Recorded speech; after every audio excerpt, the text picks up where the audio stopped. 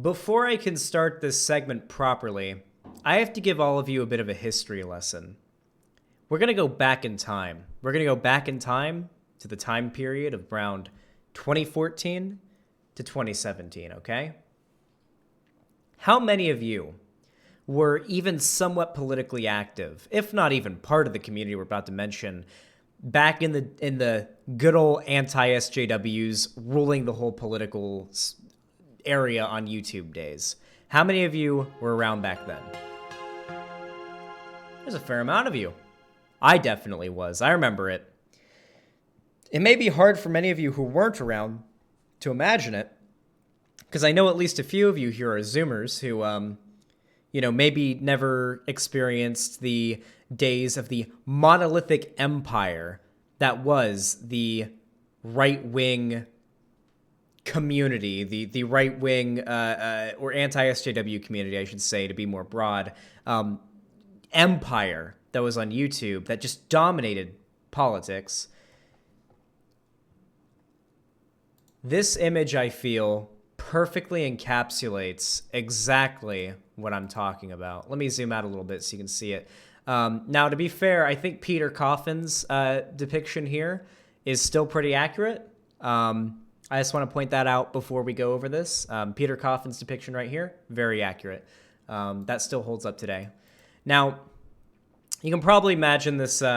This was made in 2017, close to, in the peak, but very close to the downfall of this entire community. Where did you dig up this image, Dan? I saw it on Twitter one time, and I thought it was pretty good. So here, this kind of encapsulates the general view, or the general feel of politics back during the anti-SJW days, okay? So we have Blair White, we have, I can't fucking remember this guy's name. Fuck, what's his name? Shit, it's on the tip of my tongue. Mundane Matt. We have, I presume this is Mr. Epsilon, Sargon of Akkad, Andy Worski and his friend, who I don't remember. I think this is Jeff Holiday. We've got Dave Rubin, presumably, with a lightsaber for some reason. Ian Miles Chong with a shirt that says I beat SJWs. Armored Skeptic and Shoe on Head. That is not Andy Ngo. This is the Andy Ngo that came before Andy Ngo. And then we have Vernaculus, I believe his name is. This lineup is missing quite a few other figures. You have to understand that the online right, this empire of, obviously we have Chris Ray Gun here as well. Obviously Shoe and Chris Ray Gun, and even Armored Skeptic to a degree. This aged pretty badly. This aged pretty badly in regards to where they are now, of course. But and then Lacey Green taking the red pill, and everyone on the left freaking out because, unfortunately, back then there was no ContraPoints. Well, there was, but she wasn't near the size she is now, nor as respected online in general as she is now. Kat Black is here, and she's around today, though she was very much discredited. You may be able to recognize quite a few of these people, and even some of the people here that are respected today, well, they were laughing stocks to the vast majority of YouTube back then. I don't see H-Bomb there. H-Bomb wasn't even close to relevant back then, guys. I know, I'm really interested to see what a lot of you guys think, who just weren't around during these days. You guys are pretty fucking privileged to be around in the time when the left, when lefty or even just progressive content in general has any type of significant platform on YouTube. Prior to 2017, this was politics on YouTube. The anti-SJW community. They ruled a golden empire that they thought would never end. But it did. Destiny probably played a big part in that. Hold on, I'm just doing a thing there.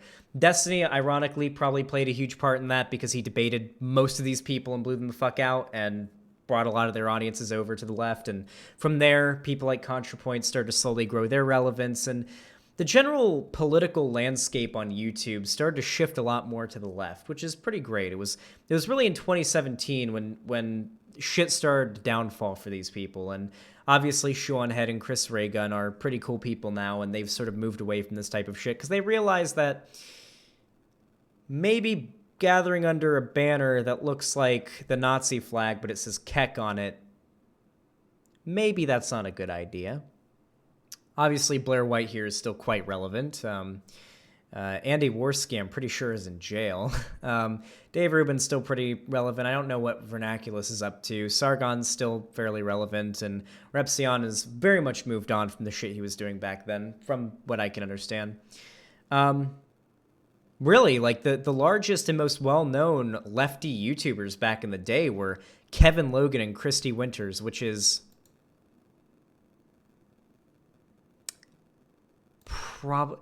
back then, when the left was sending its people, they weren't sending their best. That's what I'll say about that. Oh, no. I know Thunderfoot's not here. This lineup was much bigger, okay? You could probably expand this out by millions more pixels and just have... This is basically all the lefty YouTubers that were around back then with any type of platform. This could go on for probably another 3 feet of screen, and you would still be having relevant anti-SJW YouTubers there, okay? Like, it was big, okay? These were mostly the big hitters back then, though. So, with all of that said, what has happened to many of these figures who used to be emperors of a golden empire of right-wing reactionary content, now that there's actually a lot of pushback against their shit? And you could argue that lefty content is actually gaining a lot more relevance now than it ever has before on YouTube. Well, we're going to talk about Sargon of Akkad, because the man's been coping pretty hard lately. He's been coping hard. So I think the beginning of the story really does go back to roughly a year ago, when Vosh, our good friend Vosh, we all know Vosh, he's a friend of mine, ended up debating Sargon of Akkad, and he debated him twice. He did a debate initially, and he could have done better in this debate. He still did pretty good, in my opinion. I think he's a little too hard on himself in regards to his performance here, but I will admit he definitely did let Sargon of Akkad's unbelievable smugness get to him a little bit, and he got a little too angry. But in this video, in his most popular debate with him, the second one, the only way I can describe it is Vosh took a shotgun, shoved it up Sargon's asshole, then placed it on the ground, then pulled the trigger, and the shotgun blasted up through his body and then out through the top of Sargon's head. That is the debate equivalent of what we got in this video, okay? Vosh fucking destroyed him. I highly recommend you watch. It's really good. Shortly after that debate happened, as a matter of fact, how shortly after was it actually? So this was in January. Only 3 months later, Sargon uploaded Is It Worth Debating BreadTube? A full-on, and I kid you not, a COPE video in which he pleads Seanhead to stop associating with Vosh and other BreadTubers such as myself and ContraPoints and so on, and says that he will no longer be debating BreadTube because they're all grifters. GriftTube. That's what he called it. The original title was actually Is It Worth Debating BreadTube? Parentheses GriftTube. I don't know why he changed the title, but like, tell me this isn't just pure copium. Let's get a look at this really quick. Is it worth debating BreadTube? This is the question that is being raised by Sean Head. I want to remind all of you, by the way, that the entire rule of this side of YouTube, one of the most common talking points that these people had, I should clarify, by the way, I'm not talking about Chris Reagan and Sean Head when I say this. They said it a few times, but that doesn't really apply to them as much. One of the biggest arguments and the biggest talking points that these people had back then was the idea that the left is too afraid to debate and isn't willing to argue in the marketplace of ideas, which was true for a really long time. None of these people actually did debates. None of them did. A lot of them did unironically say things like, it's not my job to educate you, then block them on Twitter, then rant on camera, making pretty damn good, meme fodder for these people to make fun of them on Twitter for, or make fun of them on in videos. And to be fair, we had a pretty fucking bad lineup of content creators back then. Like, they did not do their job well. That's one of the big reasons why Destiny got so fucking big. Destiny came along as a left-leaning person who actually debated and was willing to get down and dirty and was willing to, like, go hard in that shit.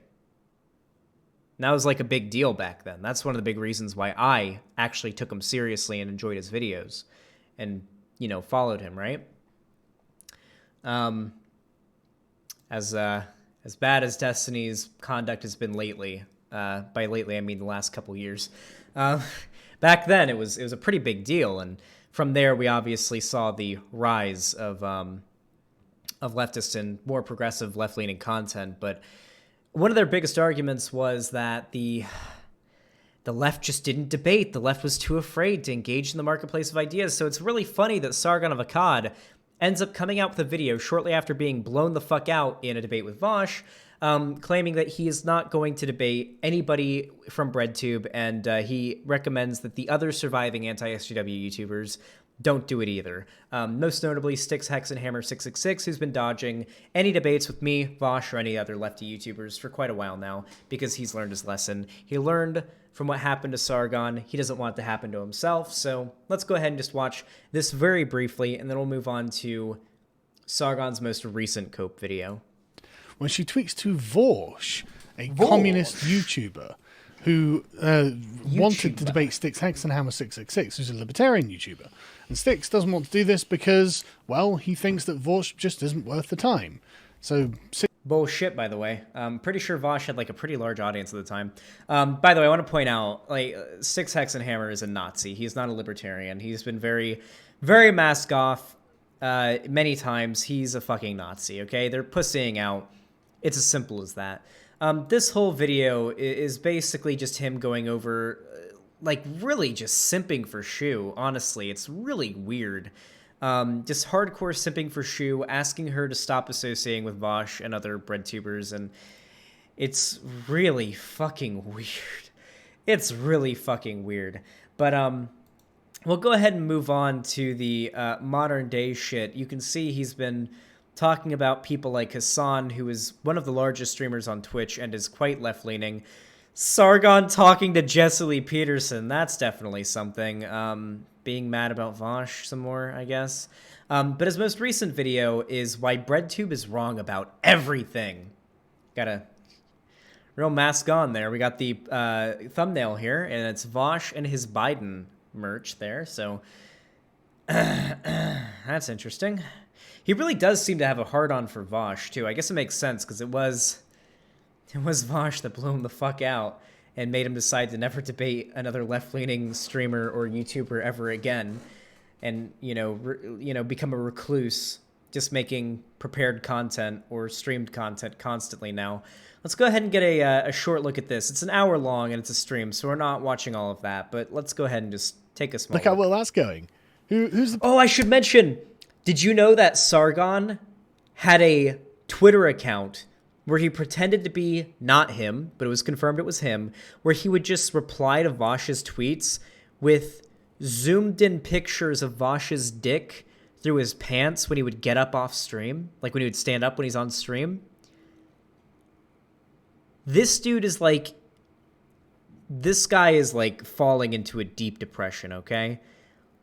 When you get to the point where you're just out of nowhere replying to tweets from a guy who blew you out in a debate like a year ago with pictures of his dick through his pants, like, that is just, the cope is beyond, it's tangible. I can cut it with a knife. I could cut it with these fucking sharp pliers. It's really, really weird, dude. Holy shit. It's actually, like, disturbing. Like, that's like full-on sexual, like, harassment, too. Let's go ahead and watch this as Sargon copes and claims to not be mad for a little while he is, in fact, very mad. He is seething. His blood pressure is very high. You just can't tell. President Kamala? That's weird. It's not who people voted for, is it?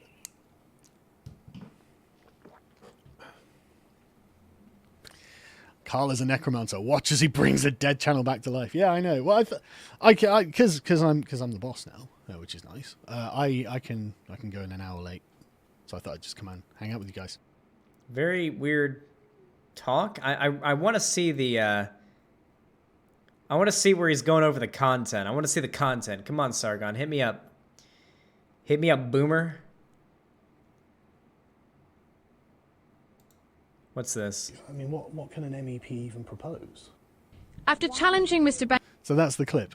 And so the responses to this are like, how is it so easy for Conservatives? They don't need to advertise the policies they believe in.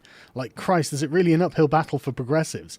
So this is literally just... I feel like Sargon had like a really bad night before going live here. Like, he was going through Twitter and realized that all the talk about him was negative and was just people shitting on him.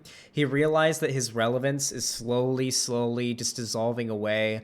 He realized that, like, nobody respects him. Nobody is, like, coming to his channel to, like, follow him because all anyone hears about him nowadays is how much of, like, a loser he is. And he's just a dying brand. So now he's doing streams where he's just, like, getting mad about 8 to 100, like, Twitter posts making fun of him. He went on about his wife being stressed. I would be too if I was in his position. That's actually a great comment, to be honest. You're right. Check his comment section. Let's check his comment section. I love the Lotus Eaters content. There's nothing like a good old Sargon of Akkad video. Isn't Vosh the one who said if he was in Rittenhouse's position, he would have just surrendered and let the mob do with him what they will? I don't think that's what he said. Just realized the channel is verified. Lamau, I want to put some perspective to the comment reading audience as to what Carl is doing with Lotus Eaters. I have no idea what that shit is. Can't believe how much Sargon has lost, or how much weight Sargon has lost. Inspirational. Has he? Yeah, I guess he has. Yeah, he has actually lost some weight. Getting banned from Twitter was the best thing that ever happened to me. Okay, dude. Yeah. Communists are wrong about something. Imagine my shock. Yeah, it just seems like they're coping just as much as he is. Dude, it's wild. He's truly a fallen titan. He really is. I remember... fuck. Let's look at Sargon's most popular videos. Do you guys want to do that? Most popular. Who I am and what I do. 3 million views 6 years ago. What happened at VidCon 2016 or 2017? I remember that. I remember the VidCon 2017 shit where like a bunch of these dipshit like conservative like YouTubers like went to VidCon and they sat right in front of Anita Sarkeesian at a panel. These were all people who'd made multiple videos shitting on Anita Sarkeesian, and it like clearly fucking stressed her out, and she got really mad. Granted, she acted pretty out of line about it, but like, yeah. Gender Wars, The Last Snowflake. This was what was fucking blowing up back then, guys. This was the shit that dominated political YouTube. This was the shit that dominated political YouTube. This Week in Stupid, and it's the Trump Pepe with like some SJWs behind a fence. Oh my god, I do not miss the old days. Hillary must lose. I really do not miss the old days. But yep.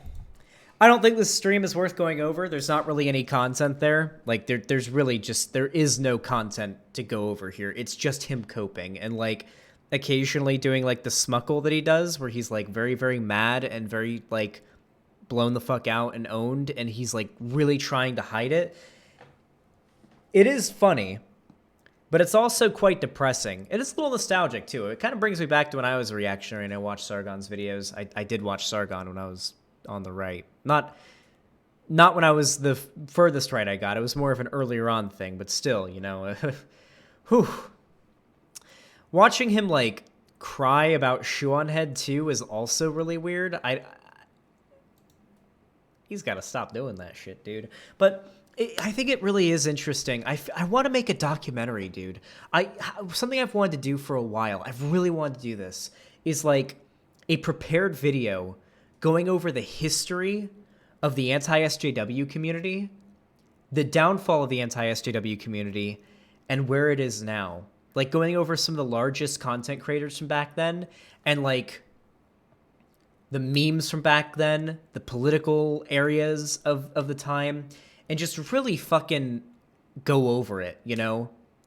Their rise and fall. I feel like that would be such a good vid, but it would be so much work. It would be so much work. It would take a lot of research too, but that's something I would really want to do. Definitely comment down below. Sorry, I got the hiccups all of a sudden. Definitely comment down below if that's something you would want to see me do, because I think that could be pretty fucking cool. Anyway, if you enjoyed this video, and you enjoyed Sargon's deep, deep coping, go ahead and leave a like. Subscribe and ring the bell icon if you haven't already. Follow me on Twitter and Instagram. The link's in the description. You can also join my fan Discord. The link's in the description. I really do appreciate that. If you want to support me financially, you can buy merch through the link in the description. You can donate or sub on my website, xanderhall.com/live. I really appreciate it. Or on YouTube, you can super chat or hit the join button to become a member or sub me on Patreon. All those things are very, very much welcome. Your financial support is how I do this for a living, and I'm never not thankful for it. So thank you for watching, and have a good one.